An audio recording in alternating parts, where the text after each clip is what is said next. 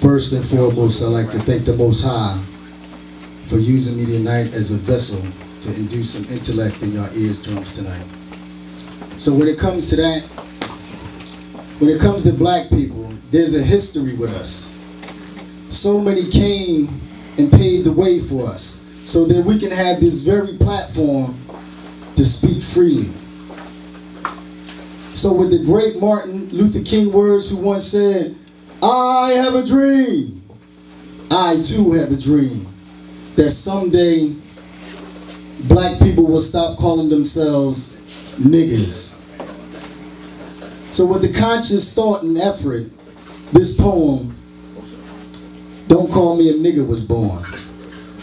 Don't call me a nigga after the whips and chains our ancestors endured. Approaching me like that, have you lost your brain, brother? Expansion of vocabulary should be expressed through our pain. Niggering me every time you see me, man, can't you address me with some dignity? Nigga this and nigga that. Other people from other races don't quite understand why we do that, yet we scream for reparation and the right to vote. Can we be taken serious or perceived as a joke? Aren't we not the only race that's unified while populating majority of jails for taking each other's lives? And why do our in terms of endearment and greeting calls have to be, "What's up, nigga? My nigga." Throwing nigga around like it's a fashion sound. But oh no, let Whitey call you a nigga, and now comes all the hatred and vengeance inside, wanting to revenge all what our ancestors experienced. So don't call me a nigga. Just think about what you express from inside, and be thoughtful and gracious, and suppress your ignorance. Cause damn, life is crazy, right? Willie Lynch. A letter he written in 1712, exactly 300 years from today. Was he smart or we just ignorant? Learn the story. Cause I've been walking this earth for 40-something years now. Born in the 60s when the black movement was a movement. Right arm, black fist.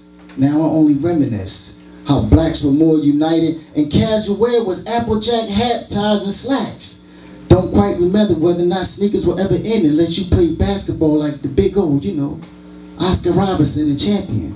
Or ran track and field like Jesse Owens, who also broke down social barriers during the time when blacks was intimidated by death in an immediate hands-on Paul barrier carriers. Yet and still, they stood tall and walked firm with dignity, living it and breathing it. But 5 decades later, we still niggering it. Trying to make sense out of saying N-I-G-G, drop the E-R, add the A or the A-Z, please. We as blacks need to get together and unite and get solid as concrete and find ourselves as a P. Because as I remember, Martin and Malcolm and the Black Panthers stressed equality, peace, and uplifting.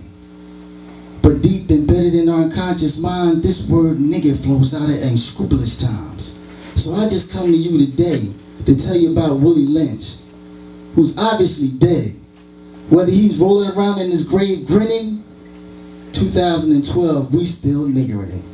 So before you part your lips to speak, delete this word nigger from your speech.